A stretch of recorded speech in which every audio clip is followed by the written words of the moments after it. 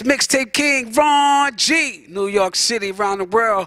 You already know what I do. I'm a mixtape DJ, radio DJ, music producer, you know, promotion, do a couple of things. You know, I've been doing this for a long time, so you already know what it is. Please bring my brothers to my booth. Hey, please bring my brothers to my booth. Yeah, that's that Young Buck 50 Cent. Now I mean Tony, yeah, yo. Let's get into some brand new locks. My niggas are YO, Ron G, DTFradio.com in the building. Y'all already know what it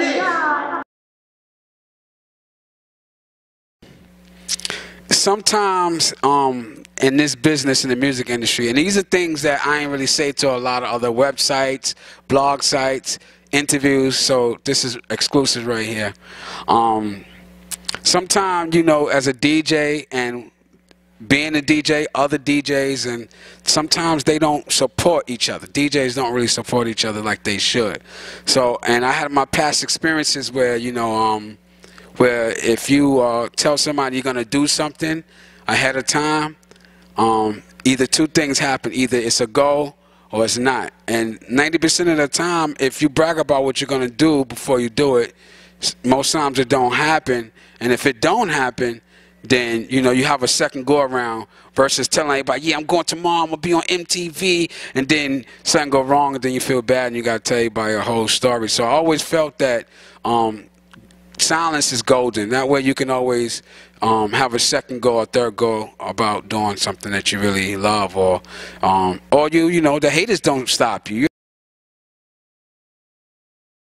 You know, when I first started, there was other DJs that showed love. Other people had more love in their heart.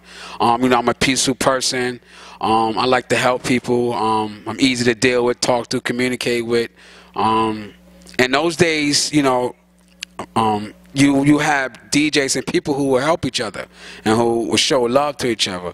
Nowadays, it's less love. It's all about competitive, you know, being in competition with somebody, and not giving out the opportunity that you know, they would have back then. And in those days also, you know, you could look up to somebody and kind of copy their craft a tiny bit and won't be insulted every time you see a person. Nowadays, it's like the negative is more popular than back in the day. So I would just say that back in the days was just more love out there. You had to pay for records if the record labels didn't give you the records.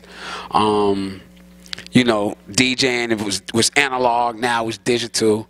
Rocking parties, you know, now it's a different, because, you know, back in the days when I used to rock parties, you know, hip-hop was more popular, certain type of hip-hop. Now it's based on, you know, the South sound, and I'm a DJ from the 90s, so, you know, it's just a whole bunch of different things as a DJ that's different now than it was back then, you know, different levels. Don't stop, get it, get it. You know, you had your few songs that was popular, or your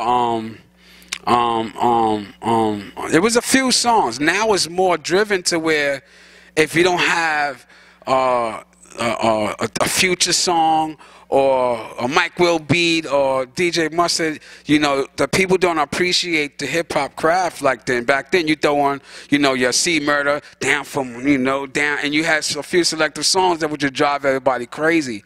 Now it's just like everybody just want to hear booty popping music, strip club music, or unless you're like 40 years old and you just want to hear some hip-hop and R&B and shit, you know. So, you know, it's a whole different level now versus back then.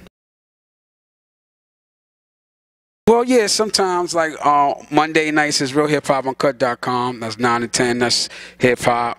A little bit of old school. Every Tuesdays, DTF Radio right here, 6 to 7 p.m.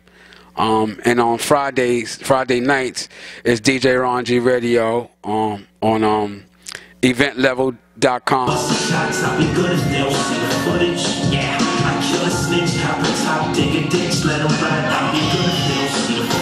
Look, nigga, I'm tired of starving. Only thing I beg is your pardon.